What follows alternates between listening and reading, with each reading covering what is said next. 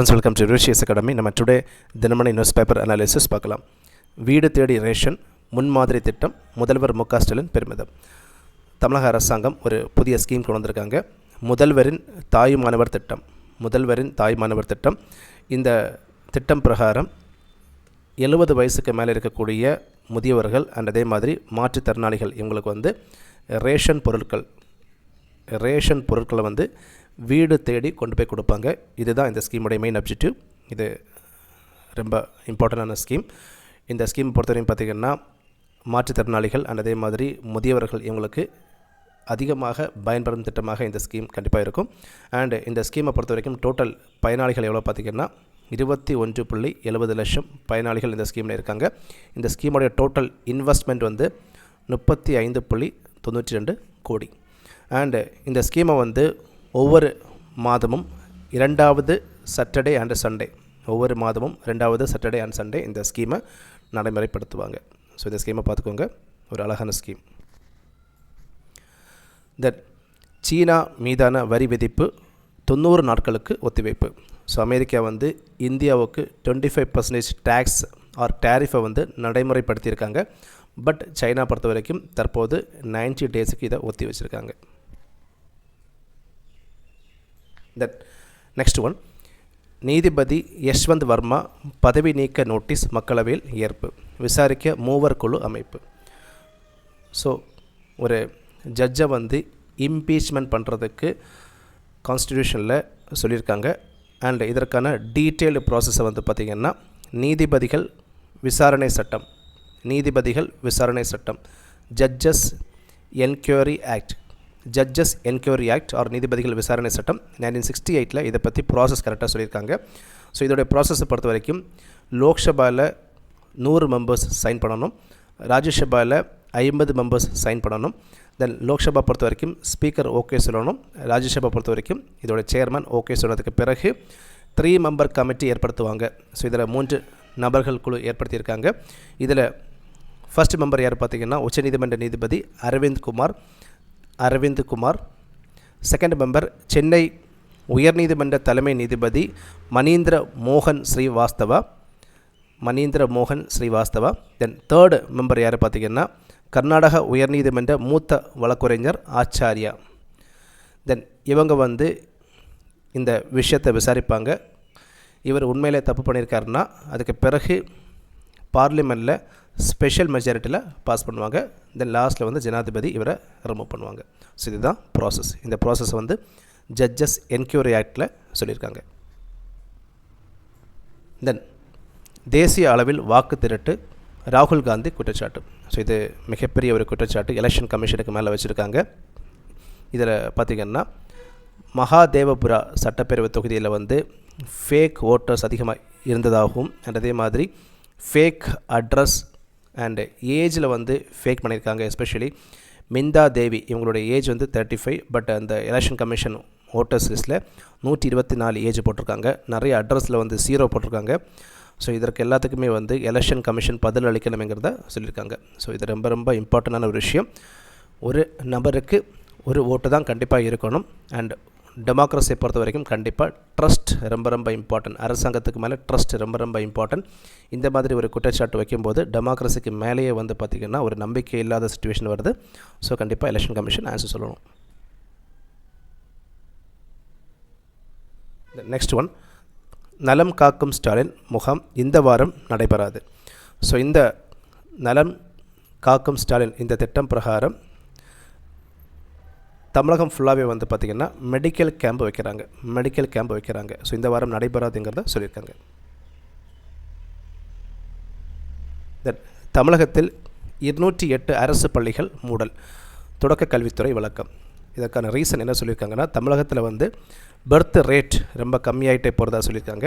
2011 0 முதல் 1 வயது பிள்ளைங்க 10 லட்சம் அப்ராக்சிமேட்லி இருந்தாங்க.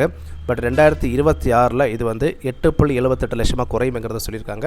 இதனால் நிறைய ஸ்கூல்ஸில் பிள்ளைங்க அட்மிஷன் நடக்கலை. இதனால் ஸ்கூல்ஸை க்ளோஸ் பண்ணியிருக்கிறதா சொல்லியிருக்காங்க. தென் நெக்ஸ்ட் ஒன், இதில் ஒரு டெம்பிள் பற்றி சொல்லியிருக்காங்க. பிரே விஹார் டெம்பிள். பிரே விஹார் டெம்பிள். இந்த டெம்பிளை வந்து சர்வதேச நீதிமன்றம் 1962 இந்த டெம்பிளை வந்து கம்போடியாவுக்கு வழங்கியிருக்காங்க. பட் இதோடைய பார்டர் ஏரியாஸ் வந்து பார்த்திங்கன்னா தாய்லாந்தோடைய கட்டுப்பாட்டில் இருக்குது. இதனால தான் இந்த 2 கண்ட்ரிஸுக்கும் ஒரு டிஸ்பியூட் ஏற்பட்டுட்டே இருக்குது. இந்த நெக்ஸ்ட் ஒன், குஜராத் ஸ்டேட்டில் வந்து பர்டா வனவிலங்கு சரணாலயம், பர்டா வனவிலங்கு சரணாலயம் இந்த இடத்துல வச்சு பார்த்திங்கன்னா உலக சிங்க விழிப்புணர்வு தினம், உலக சிங்க விழிப்புணர்வு தினம் ஆகஸ்ட் 10 நடைபெற்றது. இந்த டேயில் வந்து பார்த்திங்கன்னா ஏஷியாட்டிக் லயனை பற்றி சென்சஸ் எடுத்திருக்காங்க. இந்த சென்சஸில் வந்து கடந்த 5 இயர்ஸை வந்து 674 இருந்த டோட்டல் லயன் இதோட எண்ணிக்கை வந்து 891 இன்க்ரீஸ் ஆகிருக்கு. ஸோ அப்ராக்சிமேட்லி 32% இன்க்ரீஸ் ஆகிருக்குங்கிறத சொல்லியிருக்காங்க. இந்த ஏஷியாட்டிக் லயன் வந்து பார்த்திங்கன்னா மெயின்லி வந்து கிர் ஃபாரஸ்ட் குஜராத்தில் இருக்கக்கூடிய கிர் ஃபாரஸ்ட்டில் அதிகமாக இருக்குது. பட் இங்கே வந்து பாப்புலேஷன் டென்சிட்டி அதிகமாக இருக்கிறதுனால மத்திய பிரதேஷில் வந்து குனு தேசிய பூங்காவுக்கு வந்து இடம் மாற்றணுங்கிறத சொல்லியிருக்காங்க. இதை வந்து உச்சநீதிமன்றமே சொல்லியிருக்காங்க. பட் இது வரைக்கும் இடம் மாற்றம் பண்ணலை. ஸோ இந்த ஏஷியாட்டிக் லைன் இதோடைய பர்சன்டேஜ் வந்து இன்க்ரீஸ் ஆகிருக்கு. இந்த நெக்ஸ்ட் ஒன், எத்தனால் கலப்பு பெட்ரோல் குறித்து அச்சம் வேண்டாம் மத்திய அரசாங்கம். ஸோ பெட்ரோலில் வந்து பார்த்திங்கன்னா 20% எத்தனால் கலப்படம் பண்ணுறாங்க. இதனால் பிரச்சனைகள் வரும்ங்கிறத சோஷியல் மீடியாவில் பதிவண்ணம் பண்ணிகிட்டே இருக்காங்க. இது வந்து தப்பான விஷயம்ங்கிறத சென்ட்ரல் கவர்மெண்ட் தற்போது சொல்லியிருக்காங்க. ஸோ எத்தனால் 20% பெட்ரோலில் கலக்கும்போது இந்தியாவுக்கு வந்து பார்த்திங்கன்னா 3 விதமான லாபம் கிடைக்கும். ஃபஸ்ட்டு ஒன், ஃபார்மர்ஸுக்கு வந்து இன்கம் அதிகமாக கிடைக்கும். செகண்ட் ஒன், அந்நிய செலாவணி குறையும், ஃபாரின் எக்ஸ்சேஞ்ச் வந்து குறையிறதுக்கான சான்சஸ் இருக்குது. அண்ட் அதே மாதிரி வந்து பார்த்திங்கன்னா பொல்யூஷன் வந்து அதிகமாக குறையும். ஸோ இது 3மே அட்வான்டேஜ், இதை பார்த்துக்கோங்க. தென் உச்சநீதிமன்றம் ஒரு விஷயம் சொல்லியிருக்காங்க, வாக்காளர் பட்டியலில் பெயர் சேர்ப்பு நீக்கம் இது வந்து தேர்தல் ஆணையத்திற்கு அதிகாரம்ங்கிறத சொல்லியிருக்காங்க. பீகாரில் வந்து இந்த விஷயத்தை நடைமுறைப்படுத்திட்டு வராங்க எலெக்ஷன் கமிஷன் வந்து நிறைய ஃபேக் ஓட்டர்ஸ் இருக்கிறதா கண்டுபிடிச்சிருக்காங்க.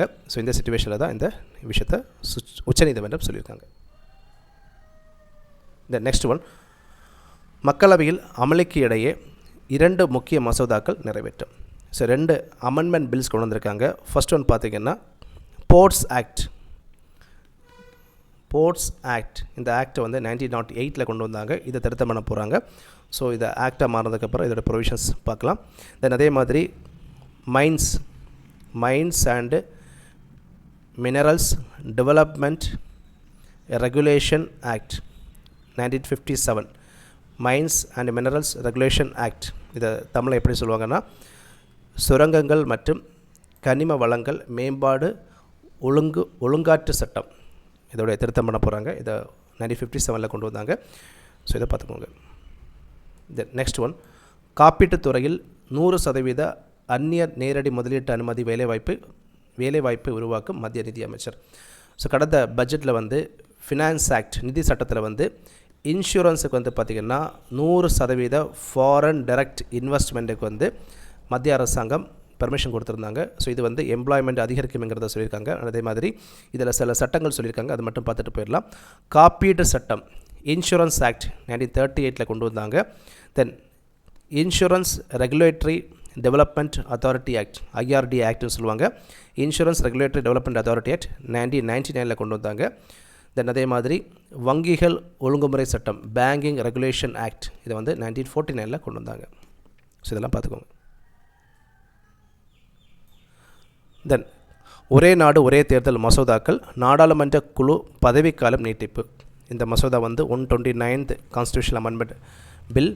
இது பில்லாக தான் இருக்குது. இதற்கான கமிட்டி வந்து பார்த்திங்கன்னா சௌத்ரி தலைமையிலான கமிட்டியோடைய பதவி